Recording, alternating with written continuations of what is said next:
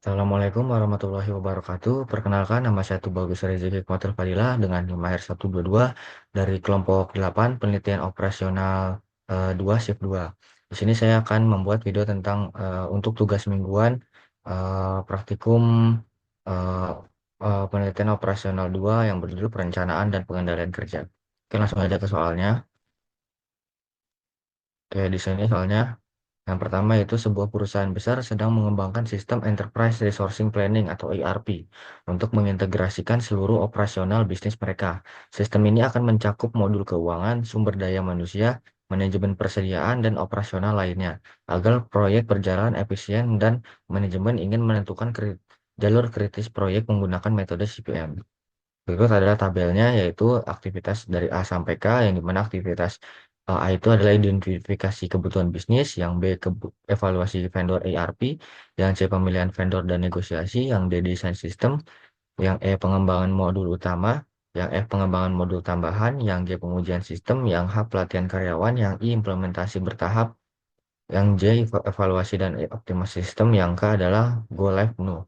Yang dimana kalau misalnya kita lihat untuk si B itu aktivitas B didahului oleh A, C oleh B, D oleh C, E oleh D, F oleh D, G oleh E dan F, H oleh G, I oleh H, J oleh I, dan K oleh J. 5 durasi mingguannya itu untuk A yaitu 6, lalu selanjutnya untuk B 4, selanjutnya 5, 8, 12, 10, 6, 4, 7, 5, dan 3 minggu sampai di K itu. Nah, di sini soal pertama itu menentukan jalur kritis proyek menggunakan metode CPM. Sementara yang B-nya itu menghitung total waktu penyelesaian proyek. Lanjut ke soal kedua, sebuah perusahaan otomotif sedang mengembangkan kendaraan listrik baru untuk bersaing di pasar kendaraan ramah lingkungan. Proyek ini mencakup penelitian, desain, produksi, dan pengujian dengan target penyelesaian dalam waktu 1 tahun. Manajer proyek ingin mengetahui perkiraan waktu penyelesaian menggunakan metode PERT atau PERT. Berikut adalah daftar aktivitas proyek dalam tabel, yaitu aktivitas A, yaitu riset pengembangan baterai, B, riset dan pengembangan baterai, yang B, desain kendaraan, yang C, pengembangan motor listrik, D, pembuatan prototipe, E, pengujian performa baterai, F, pengujian prototipe, G, pengembangan sistem kontrol, H, integrasi sistem, I, uji coba kendaraan, J, sertifikasi keselamatan, K, produksi awal, dan L, peluncuran ke pasar. Dengan kita lihat di sini untuk pendahuluannya, yaitu C itu didahului oleh A, D oleh B dan C, E oleh A, F oleh D dan E, G oleh B, H oleh F dan G, I oleh H, J oleh I, K oleh J, dan L oleh K. Dan optimisnya di sini yaitu A, yaitu untuk A20, B18, C22, D25, E12, F15, G18, H20, I16, J10, K14, dan L8. Dengan paling mungkin atau kemungkinannya yaitu untuk A28, B24, C30, selanjutnya 35, 16, 20, 24, 26, 22, 14, 20, dan terakhir L12. Lalu untuk pesimisnya yaitu B di sini untuk A35, untuk A35, untuk B32, untuk C38, seterusnya itu D45, 22, 28, 30, 34, 28, 20, 26, dan yang terakhir L adalah 18. Nah, di sini yang A itu menentukan jalur kritis proyek menggunakan metode PERT, dan yang B-nya perkiraan waktu penyelesaian proyek menggunakan metode PERT. Oke, untuk kedua soal ini akan diselesaikan dengan dua buah software, yaitu adalah yang pertama adalah RStudio, dan yang kedua adalah POMCAM. Oke, selanjutnya kita akan beralih ke software RStudio. Oke, di sini kita sudah masuk ke dalam software RStudio ya. Jadi untuk soal pertama, oh ya sebelumnya di sini saya sudah membuat sintaksnya atau codingnya, jadi tinggal menjelaskan saja. Jadi yang pertama itu untuk soal nomor satu kita pertama menginstal packages dulu, yaitu di sini adalah memakai kita iGraph. Lalu kita meload library-nya ya. Kita lihat di bawah. Oke, sudah. Oke, kita aktifkan dengan library-nya. Oke, sudah.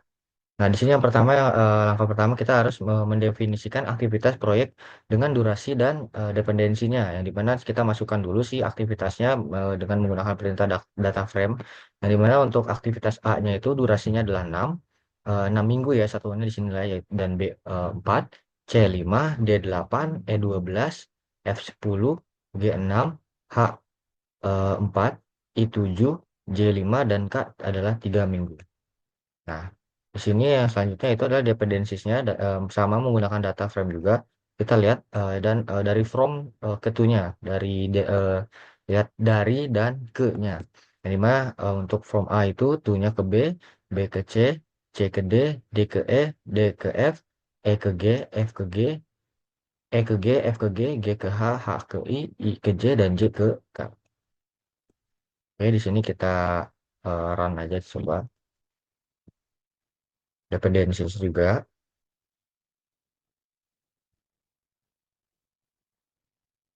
Oke. Nah, selanjutnya kalau sudah masuk si datanya, selanjutnya kita akan membuat grafik dari dependensi aktivitasnya. Yang dimana menggunakan perintah graph from data frame yang tadi ya di atas ya, yang itu dependensinya the directnya sama dengan true. Oke. Yang selanjutnya menentukan jalur kritis berdasarkan jalur terpandang, yang itu menggunakan path, yang dimana all simple path G from si A tadi itu si K, yang itu aktivitas terakhir dengan modenya itu out. Oke, sorry bisa lihat di sini. Selanjutnya itu menghitung durasi untuk setiap jalur, yaitu dengan menggunakan perintah duration, as apply, dan pad function pad ini ya. Dengan di bawahnya ada perintah lagi yaitu sum activities, lalu dengan menggunakan simbol dolar panggil lagi yaitu durasi, match name pad, yang dimana activities dan aktivitas di sini ya. Sekarang, oke, kita dapat sebelah kanan sini values-nya. Dan yang selanjutnya menentukan jalur kritis nih. Jalur dengan durasi terpanjang, nah, di mana menggunakan perintah critical path. Lalu name path, which max, dan duration ya. Nah, selanjutnya di bawahnya itu dengan total duration, yaitu max duration. Sekarang, oke, kita dapat total durationnya di sini 60. Lalu selanjutnya menampilkan grafik jalur kritis, yaitu di sini perintahnya itu edge color, yaitu if else, apply, get edge list, G1 function E, dan all E in critical path listnya. Lalu sini pilih warnanya itu yellow dan gray saya. Lalu untuk node colornya atau warna node-nya itu if else VG, lalu pakai dollar name in critical path, lalu pilih warnanya saya pilih yaitu yellow dan light green. Oke, ya, kita run. Nah, selanjutnya yang terakhir itu masukkan si plotnya itu plot G-nya itu yaitu edge arrow. Kita lihat sini size untuk edge arrow-nya itu 0,5. Edge color-nya itu seperti edge color di atas, vertex color-nya itu seperti node color di atas, vertex size-nya 30, vertex label color-nya itu pilih warna gray, vertex label CX-nya itu 1,5 dengan mainnya itu grafik jalur kritis atau CPM. Nah, oke. Kalau udah yang terakhir kita menampilkan hasil yang dimana kita menggunakan perintah cat ya, yaitu jalur proyek kritis atau CPM dengan paste critical path collapse. Dan CAT total waktu penyelesaian proyek yaitu total duration hari per N. Kita tinggal run. Oke, kita dapat di sini bahwa jalur kritis proyek atau CPM-nya itu A, B, C, D, E, G, H, I, J, K. Sementara untuk total waktu penyelesaian proyeknya yaitu 60 hari. Kita lanjut ke POM-QM ya. Oke, di sini kita sudah masuk ke software yang kedua yaitu POM-QM. Nah, jadi untuk soal yang pertama itu kita akan pergi ke sini dulu, pilih modul. Lalu karena itu soalnya itu mintanya CPM, maka kita pilih yang Project Management yang per atau CPM ini. Pilih New.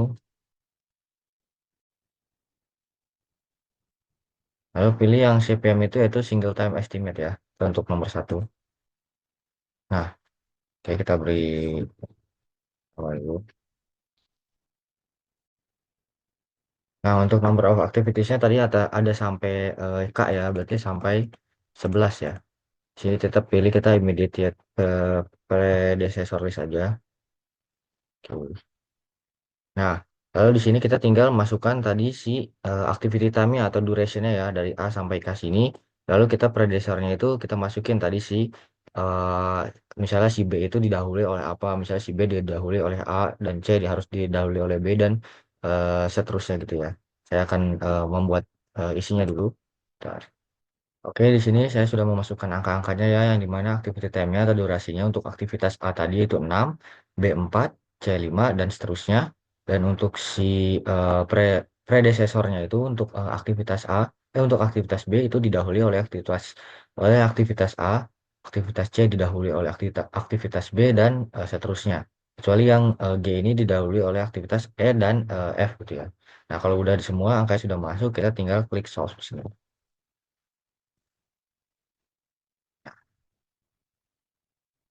Oke. Maka kita bisa lihat di sini yaitu activity time-nya untuk project ini yaitu sebesar 60 ya. Nah, seperti yang pada DR Studio tadi dengan project yang dilakukannya itu A, B, C, D, E dan F di lompati seperti yang tadi dan G, H, I, J, K. Oke, selanjutnya kita ke soal nomor 2. Oke, kita di sini sudah ke soal nomor kedua ya. Nah, untuk soal nomor kedua ini, dia memintanya dengan menggunakan metode PERT ya. Nah, di sini kita masukkan dulu yang pertama data aktivitas proyek dengan estimasi waktu PERT ya. Yang dimana sama menggunakan data frame untuk aktivitasnya. Dan yang mana aktivitasnya itu, ini kita bisa lihat dari A sampai ke L. Dengan optimisnya atau A-nya itu yaitu adalah untuk aktivitas A 20, B 18, C 22, D 25, E12 dan seterusnya. Dan untuk yang paling mungkinnya yaitu M-nya tadi untuk A itu adalah 28, B 24, C 30, D 35 dan seterusnya. Sampai di pesimis yaitu si B. Nah, di sini kita lihat bahwa untuk A itu adalah 35, B 32, C 38 dan seterusnya. Nah, datanya di sini kita masukin aja, kita apa? Run. Oke, kita sudah dapat.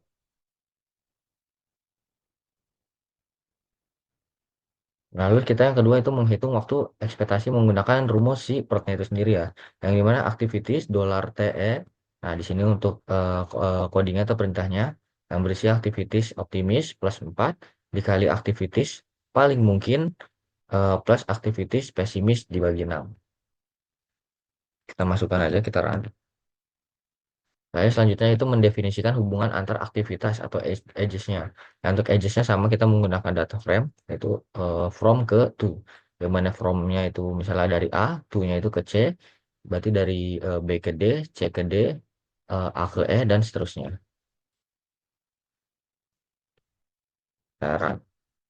Oke, kita sudah dapat. Ya, selanjutnya kita membuat grafik proyek nih menggunakan perintah G, yaitu graph from data frame ya, yang di atas yaitu edges dengan directed-nya itu true. Oke, beneran.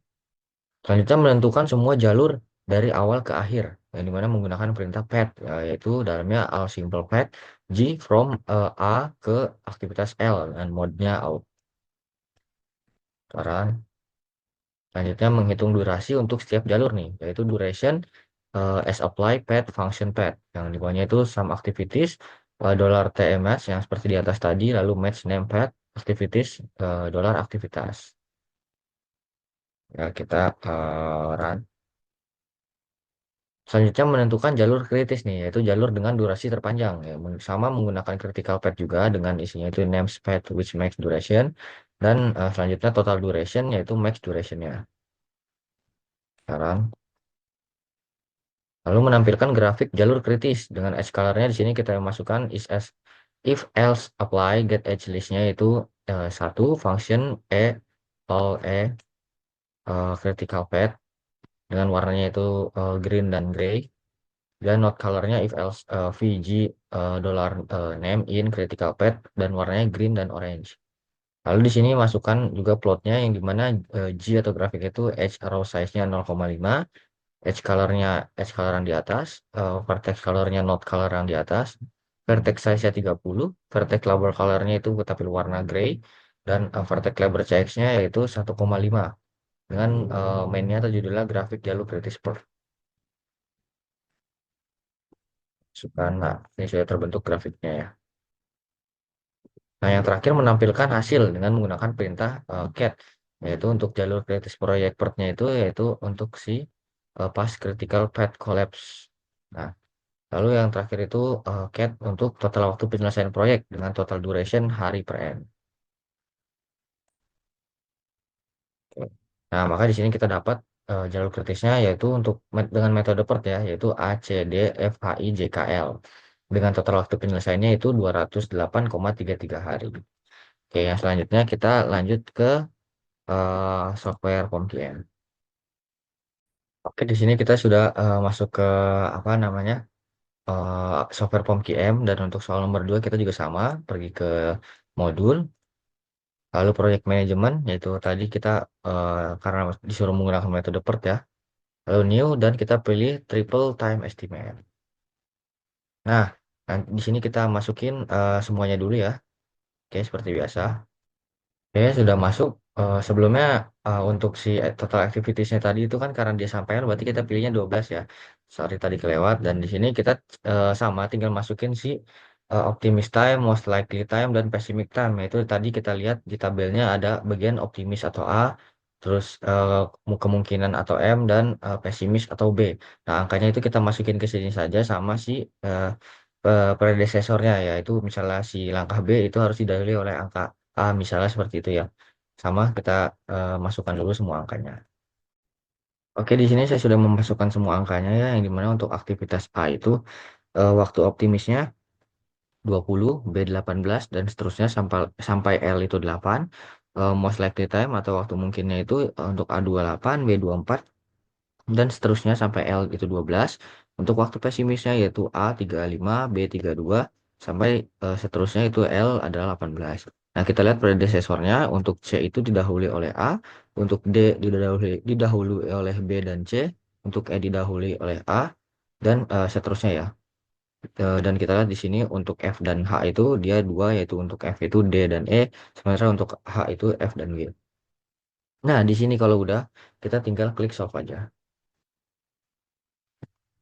Oke, kita dapatin waktunya untuk activity time itu 206,6, dan kita lihat angka-angkanya di situ A, C, D, F, H, I, J, K, L. Oke, kita udah dapat hasilnya semua ya.